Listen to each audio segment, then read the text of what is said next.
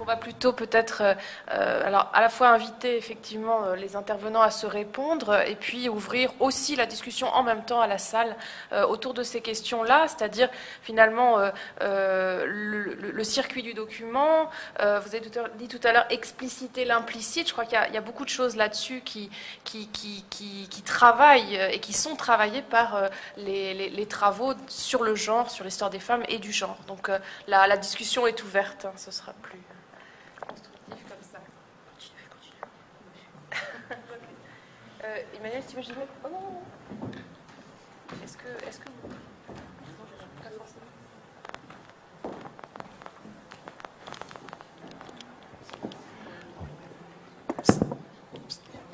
Sans image, s'il te plaît.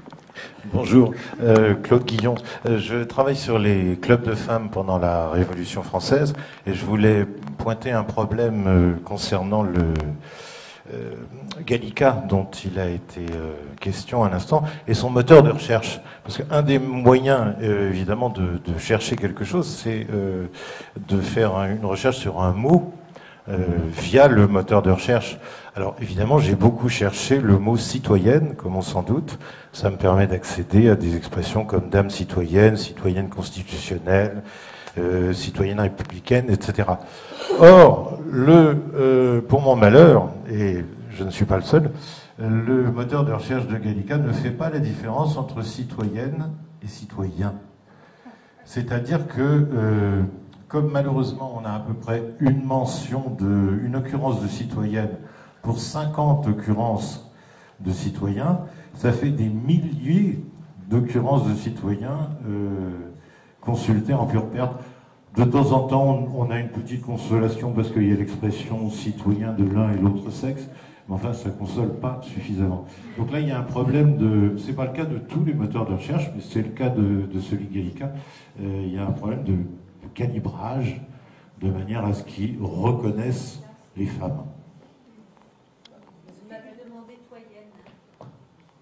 Non, mais après, là, je pense que c'est des questions de langage documentaire où le moteur de la BNF a été amélioré donc, sur des versions océrisées, souvent des documents originaux. Et pour faciliter les recherches, permettre de gérer un peu les fautes d'orthographe, les masculins, les féminins et les pluriels, par défaut, il vous offre des citoyens pour le prix des citoyennes, mais en revanche, vous avez les moyens avec un langage documentaire que vous préciserez peut-être, mais qui sont souvent soit des guillemets, soit des crochets, de dire « je veux chercher la forme exacte de ce mot ». Et en règle générale, c'est les guillemets qui... Oui, je crois que dans Gallica, c'est les guillemets. Donc, si vous voulez vos citoyennes... vraiment sans avoir les citoyens pour le même prix, mettez des guillemets à citoyenne et vos recherches en seront allégées. Est-ce qu'il y a d'autres questions? Pas prendre trop de temps, mais c'est juste qu'il y a des formations à Gallica qui sont proposées à la BNF justement pour pouvoir faire des recherches, affiner ces recherches. Donc, elles sont accessibles à tous. C'était pas une question. Juste un mot pendant que quelqu'un prépare sa question.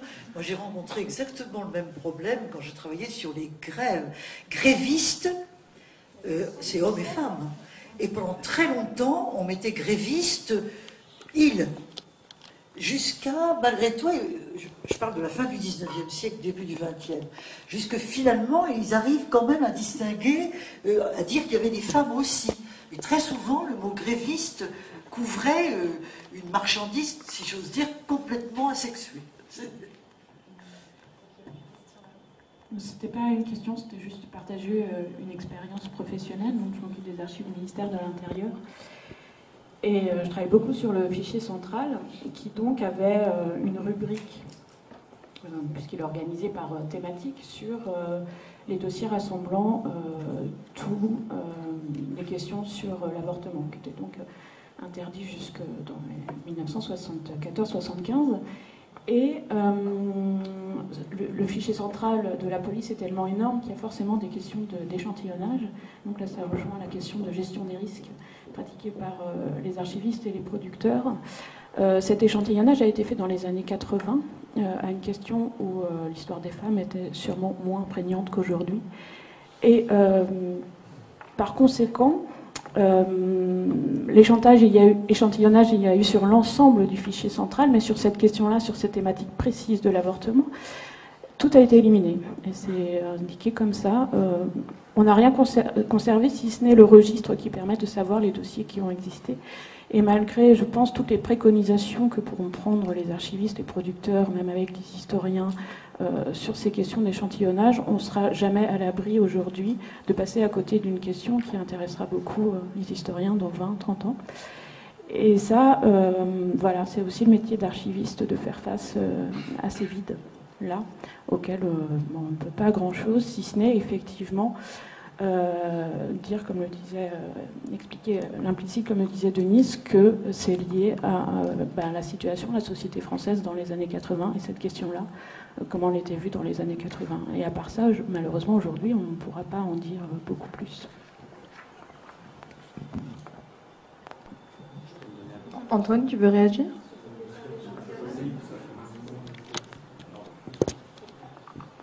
Alors, c'est vrai qu'effectivement, il y a toujours, quand je parlais de risque, le risque implique qu'il n'est jamais nul, qu'il existe et malheureusement, on risque encore probablement de faire des erreurs. Néanmoins, pour tenter de diminuer cela à l'heure actuelle, donc j'ai indiqué les travaux qui ont été faits sur ce cadre méthodologique que je vous invite à consulter. Normalement, avec n'importe quel moteur de recherche, on le trouve bien. Il est disponible à plusieurs endroits sur le site des Archives de France, mais également sur le site du Comité interministériel aux Archives de France, sur le site du gouvernement. On a essayé dans cette checklist justement d'essayer d'insister sur différents aspects importance qui peuvent amener à conserver ad vitam aeternam des archives, que ce soit effectivement les implications historiques, mais également ce qu'on a appelé le poids sociétal, c'est-à-dire précisément essayer d'évaluer ce qu'il fera, ce qui fait l'importance d'un sujet vis-à-vis de la société, sa sensibilité. Essayer aussi d'interroger, se poser la question de qu'est-ce qui se passe si j'élimine ces archives, qu'est-ce qu'on va pouvoir, éventuellement ce que les citoyens vont pouvoir me reprocher si j'élimine ces archives, pour essayer d'avoir présent à l'esprit non plus seulement effectivement la grande histoire ou de grands courants, mais également bien évidemment des phénomènes qui peuvent toucher à peine à l'histoire, mais presque surtout au centre d'intérêt des gens à un moment donné. L'autre réponse qu'on pourrait faire, c'est aussi justement sur l'échantillonnage, le fait d'avoir essayé maintenant d'encourager de nouvelles méthodes d'échantillonnage qui visent à une meilleure neutralité, on va dire. Alors, je ne vais pas pouvoir rentrer dans les détails, mais disons que je voulais donner un exemple pour citer. Alors, sur des fichiers sériels, donc notamment des fiches de police, là, je ne sais pas exactement ce qui avait été fait sur le fichier central de la police, sur celui-ci, comme type d'échantillonnage, mais disons que sur des fichiers sériels, des dossiers de personnel, on avait l'habitude notamment d'utiliser un échantillonnage alphabétique en B et T. Vous avez peut-être rencontré dans les archives départementales, enfin dans les archives en général. Ce qu'on a remis en cause dans le cadre méthodologique, il y avait d'autres systèmes d'échantillonnage chronologique, etc. Car ce système notamment posait d'ailleurs un problème qu'on a relevé pour l'histoire des femmes, c'est que normalement il était censé permettre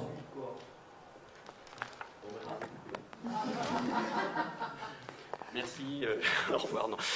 Il permettait normalement un suivi de cohorte. Il avait été mis au point par Jacques Dupaquier dans son enquête dite des 3000 familles, faite sous l'égide de l'INED, sur la population française au XIXe siècle. Lui-même, Jacques Dupaquier, tirant des bilans de son enquête et de la méthodologie employée, avait relevé qu'un des problèmes avec les femmes, c'est qu'il n'y avait pas de suivi de cohorte, puisque précisément elles changeaient de nom. C'est tout bête, mais c'est un problème quand même assez important à relever. Du coup, on avait un système qui, en plus, posait des problèmes après, plus largement, sur la représentativité de la population française. Avoir un système qui avait été jugé représentatif, déjà à la louche, pour l'enquête des 3000 familles sur la population au XIXe siècle, avait peu de chances d'être représentatif de l'état de la population française, suite aux vagues migratoires, justement, de la fin du XIXe, notamment de l'après-Seconde Guerre mondiale, de la reconstruction, etc. Donc un enjeu de représentativité des évolutions démographiques assez fort. Du coup, ce que l'on préconise actuellement et qu'on a donc lancé à partir de la publication de ce cadre en juillet 2014 et qu'on accompagne par de la formation de nos collègues dans les dépôts d'archives, c'est un échantillonnage strictement systématique, donc en fait sur des bases statistiques, appuyées sur des principes mathématiques sur lesquels là malheureusement je ne vais pas revenir. Tout ça pour dire que l'avantage du système statistique aléatoire, c'est qu'il permet une représentativité comme un sondage d'opinion normalement de l'ensemble de départ qui soit neutre.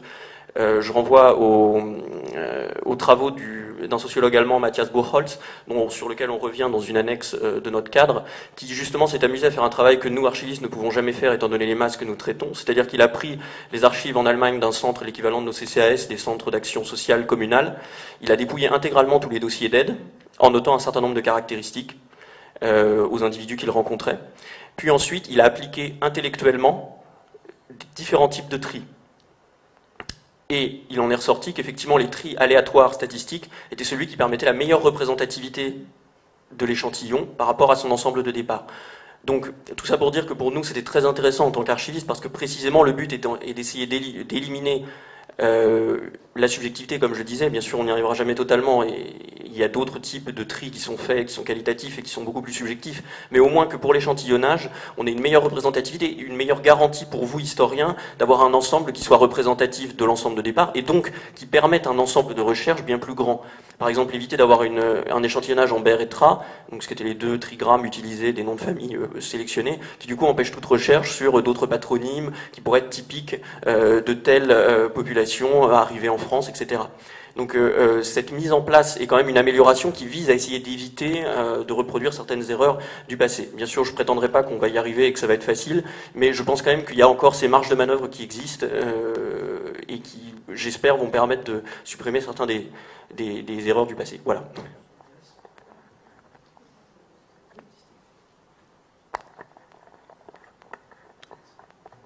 Juste pour rebondir sur cette question d'échantillonnage, je le vois dans les archives de l'éducation qu'on conserve aux archives nationales, il y a souvent eu aussi un échantillonnage élitiste qui a pu exister. Par exemple, les copies d'agrég, c'était que les notes au-dessus de 16. Donc, ce qui limite pas mal de choses. Et une année sur 5. Donc, et maintenant, on prend qu'une année sur 5, mais tout type de copies.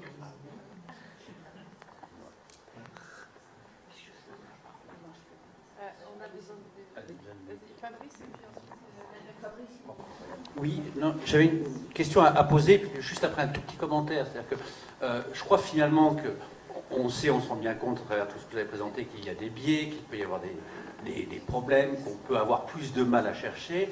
Et j'ai envie de dire que notre métier d'historien, c'est de faire avec. Alors, on râle, on dit « Ah là là, ça serait plus simple comme ci ou comme ça ». Mais bon, on va chercher dans la 17e page du dossier, finalement, si c'est un homme ou une femme. Voilà, on fait avec, parce que de toute manière, si on n'avait pas fait avec... Je pense que ce n'est pas Michel Perrault qui m'entendira, on n'aurait jamais fait d'histoire des femmes. Donc, il y a ça. Le problème, il me semble, c'est quand la technique, l'expertise est opposée comme rendant impossible une recherche ou un questionnement. Et je voudrais revenir sur quelque chose qu'on a abordé dans notre Assemblée Générale ce matin, à propos de ce que vous avez dit, Pauline Chounier, sur la BNF, en expliquant l'éparpillement des fonds concernant l'histoire des femmes et du genre. Et justement, une des choses qu'on a essayé de faire avec Mnémosyne et d'autres, c'est dans le cadre du grand équipement documentaire qui est prévu sur le campus Condorcet, que dans ce grand équipement, il y ait un pôle genre. Et un des arguments opposés, alors tout ça est en cours de discussion, mais un des arguments opposés, c'est que ah mais ça va être très difficile, ça va pas être possible, parce que les métadonnées ne le permettent pas. Ah, évidemment, moi, quand on me dit ça dans une réunion, les métadonnées ne le permettent pas, j'ai envie de dire, qu'est-ce que je réponds? Ah bon, j'étais quand même un peu parce que nos collègues canadiens, quand je dis collègues, c'est aussi bien historiens, archivistes et bibliothécaires québécois, francophones ou belges, semblent arriver à faire des pôles genre malgré ce problème des métadonnées. Mais c'est là, je crois, où il y a un problème. Et c'est là où ce que disait tout à l'heure Denise Ogilvy est essentiel dans le fait de travailler ensemble. Parce que c'est vrai que quand un argument qui a l'air très technique, très spécialisé est opposé, on est plus embêté pour pouvoir répondre. Et c'est pour ça que je pense qu'on va continuer à faire en sorte et à essayer qu'il y ait un pôle genre dans le futur grand équipement documentaire. Mais bon, c'est pas si... Voilà un problème qui peut parfois aussi... auquel on peut être confronté aussi bien comme bibliothécaire, archiviste ou historien. Je ne sais pas si ça vous donne envie de réagir à ce problème. Là, alors je ne connais pas du tout le dossier et je me garderai bien d'en parler, mais à Angers, la question a été posée, mais plutôt en termes de locaux et de choses comme ça, c'est qu'est-ce qu'un fonds, qu'est-ce qu'un outil de recherche, qu'est-ce qu'un catalogue, où mettons les métadonnées, comment les gens cherchent-ils, comment chercher dans des sources éparpillées. Et Angers s'est vraiment posé la question de faut-il, au sein de la Maison des sciences humaines et de la SFR Confluence, constituer un centre de doc à part entière, de A à Z, rassemblant des archives, de la bibliographie, faisant du dépouillement d'articles, et essayant de se constituer un écosystème documentaire vraiment attaché à une équipe de recherche et à un lieu. Et le choix a été plutôt de jouer la métadonnée, de se dire l'important, c'est peut-être que les fonds soient correctement désignés dans un catalogue national. En l'occurrence, le choix a été Calam, de manière à ce que les chercheurs qui ne sont pas dans ce silo-là aient accès par des métadonnées de qualité à beaucoup plus de possibles, sans entrer dans la constitution d'un lieu. Alors, je ne sais pas si c'est le problème, mais c'est vrai que dire que la métadonnée est le problème, ça paraît curieux, parce que les métadonnées, c'est ce qui peut s'enrichir une fois que le travail a été fait. Ça peut toujours s'enrichir de manière rétrospective. Et Angers, justement pour répondre à cette question du centre de documentation, on s'est dit, dans la bibliothèque universitaire, il y a 12 000 documents liés au féminisme et à l'histoire des femmes, et on a mis un champ de métadonnées, féminisme, histoire des femmes, qui permet de ne faire une recherche que dans cette partie-là du catalogue. Et ça réglait la question d'un centre de documentation spécialisé, localisé, qui aurait ouvert 4 heures par jour, alors que nous, on arrive à ouvrir 65 heures par semaine. C'est ce genre d'histoire. Moi, j'avais une précision à apporter quand on parlait des contraintes de l'administration dans la constitution des dossiers, et qui a un éclairage lié à ce que nous faisons avec les fonds privés, en fait. Le fonds privé, des fois, quand l'administration a pris des décisions dans les cadres de gestion de leur époque, ce qui a pu être constitué de manière parallèle, ces sources qui ne sont pas des sources primaires, peuvent devenir comme ça un recours des sources primaires. Et en Angers, on a vraiment deux cas, notamment sur l'histoire de l'avortement, où le fait d'être en train de récupérer le fonds du GIS et surtout la récupération du fonds du MLAC permet de suivre des données qui ne sont plus exploitables à travers les données administratives. Et l'autre cas, c'est celui du fonds du Centre d'information sur l'enfance et la famille, enfin le CIDEF, qui permet de pallier la destruction d'une partie des archives de la SDN au moment de la création de l'UNESCO. Et on s'est rendu compte, mais de manière totalement fortuite, que pour avoir hébergé un fonds en sauvetage, parce que le château dans lequel il était contenu devait être fermé, en fait, on se retrouve avec des documents qui deviennent une source primaire. Et ce qui est assez rigolo, c'est qu'on arrive à être dans une logique à Angers d'avoir pu accueillir des fonds privés à un moment où ils n'intéressaient personne, où les femmes et les enfants, qui sont quand même des pans obscurs de l'historiographie traditionnelle, ont trouvé leur radeau. Donc les femmes et les enfants d'abord. Je voulais faire une blague.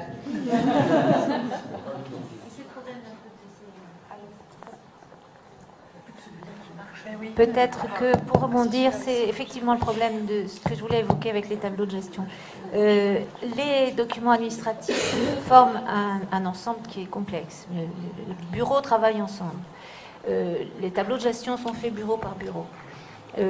Ils sont pensés dans l'esprit de l'enquêteur et de l'enquêté, dans la manière, d'une manière qui ne prévoit pas la destruction du bureau voisin. Voilà. Or, la question d'une source secondaire qui devient primaire, elle est primordiale dans le domaine des archives. C'est-à-dire, là, ça n'existe plus. Alors, on garde ça. Voilà. L'idée d'un monde idéal où le tableau de gestion, d'autant que ces tableaux de gestion, pour les construire, il faut une véritable histoire contemporaine de l'administration qui est très difficile à faire. Qui n'est pas faite. Concrètement, elle n'est pas faite. C'est-à-dire que, à part la connaissance des organigrammes, j'ai pratiqué les tableaux de gestion faits par des Éthiopiens qui sont de culture archivistique anglo-saxonne et qui avaient un mode d'enquête auprès des bureaux qui était extraordinaire parce que c'était une enquête sur les techniques de travail du bureau, mais une véritable enquête. Qu'est-ce que vous avez fait en dehors de ce que vous devez faire, par exemple? Quelles sont les choses qui vous ont été confiées momentanément? Qui reste là pour en parler? Où avez-vous mis... Et voilà, ça c'était une enquête sur la vie du bureau, au-delà de sa mission, c'est-à-dire sa mission plus sa vie. Et c'est très difficile à formaliser ça, vraiment difficile. C'est-à-dire que les tableaux de gestion sont faits pour décrire la routine. Or, on a fait une enquête sur la participation de différents bureaux à l'élaboration d'une loi. On est tombé sur les services juridiques. Ouais, sauf que ce n'est pas les services juridiques qui font le travail. Ce sont les bureaux qui ont une spécialité qui est concernée par le domaine d'application de la nouvelle législation ou la nouvelle réglementation. Et ça ne rentre pas dans le tableau de gestion parce que ce n'est pas prévu qu'on le leur demande. Parfois, ça n'est pas prévu du tout. Voilà. En tout cas, là, les tableaux de gestion tels qu'on les a interrogés pour cette question-là ne répondaient que service juridique. Alors, on va passer 2 mots. La parole. Oui, ça, monsieur, messieurs. Marche. Et après, on sera. Il ne marche pas avec moi. En fait. Non, avec vous, il ne marche pas. Voilà. Oui, je pense. Il va vous épargner ça. Non, tout ça pour dire, effectivement, je pense que c'est un problème qui existe, bon, qui est lié en général, à mon avis, au temps. Hein. C'est-à-dire que quand on avait évalué que sur un département, donc des archives départementales, sur un département en général, oscille entre bon, ça dépend de la taille du département et de son importance, il est chef-lieu de région, etc. Entre 2000, 1000 à 3000 entités administratives diverses sur lesquelles, normalement, il faut contrôler, collecter les archives et donc faire des tableaux de gestion. Donc effectivement, on y va parfois, on n'a pas trop le temps quelquefois d'y aller dans une enquête assez détaillée sur les pratiques quasi ethnologiques en fait de l'administration, mais qui sont intéressantes. Néanmoins, quand même, là je vois le travail qu'on fait avec la Directe, ça fonctionne très bien avec nos archivistes qui ont des bons contacts sur le terrain avec les professionnels. Et là, du coup, on a un vrai échange sur la différence entre ce que nous on lit dans les textes de loi et ce que eux remontent dans leurs pratiques administratives. C'est très intéressant parce qu'effectivement, nous on arrive, on leur dit bon alors pour nous vous produisez ça, vu le code du travail. Et alors, quelquefois, nos archivistes nous remontent amusés que quand ils sont allés voir leur service administratif, ils ont dit mais comment vous avez trouvé? On leur dit bah nous on a juste lu le code du travail, ce qui est censé être leur outil, puis ils disent ah oui on comprend mieux. C'est-à-dire que il y a effectivement après l'administration, comme tout système humain, après s'adapte des règles. Donc ça, on essaye d'avoir cet échange. La deuxième réponse que je voulais apporter, et j'en terminerai là, c'était pour dire qu'effectivement le problème d'être un peu, je dirais, le nez dans le guidon avec un bureau en face de soi, c'est un peu ce contre quoi on lutte. Alors d'abord par une déontologie professionnelle qui de plus en plus essaye de valoriser, c'est le cas du cadre méthodologique, l'approche par fonction, c'est-à-dire qu'on essaye de penser en termes de politique publique, indépendamment des acteurs de cette politique qui ont tendance à disparaître, à apparaître, donc et à se dire, en fait, cette information-là, est-ce que je suis face à ces documents, à ce bureau, est-ce que je l'ai en dehors? Donc, sous-entendu, essayer justement de prévoir l'éventualité de disparition, de doublons, etc. L'autre optique, c'est effectivement aussi le but de nos circulaires nationales, c'est qu'à ce moment-là, on essaye de faire un travail de consolidation des différents tableaux de gestion locaux pour essayer c'est moi ce que j'appelle effectivement ce que je mets derrière l'objectif de cohérence qui est derrière le contrôle scientifique et technique. Essayer à ce moment-là de concilier au niveau de prendre des représentants de différents départements, un petit, un gros, chef-lieu de région ou pas, et de voir un peu les différentes pratiques et de consolider à ce moment-là notre position. Voilà, quelques... Je voulais juste vous poser une question qui a appel à voix. Que vont devenir les archives départementales dans la réforme régionale?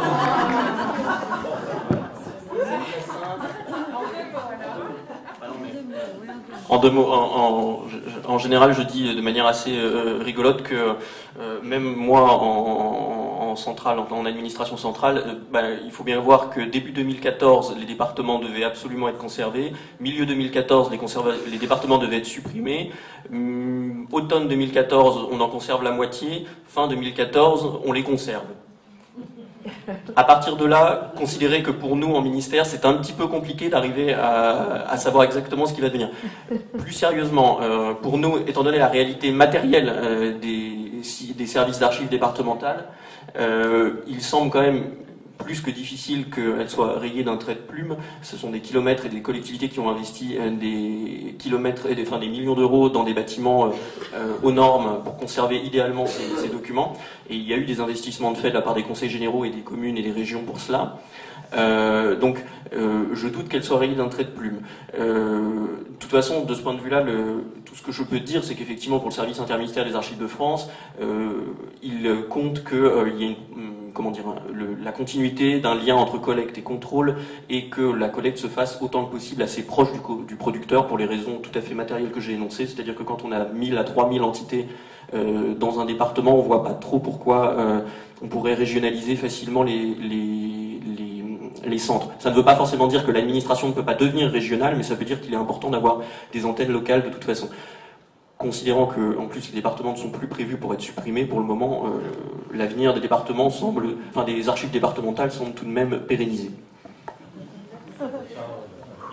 Alors sur cette note très optimiste, nous allons donc conclure cette table ronde et remercier très chaleureusement nos intervenants et Michel Perrault.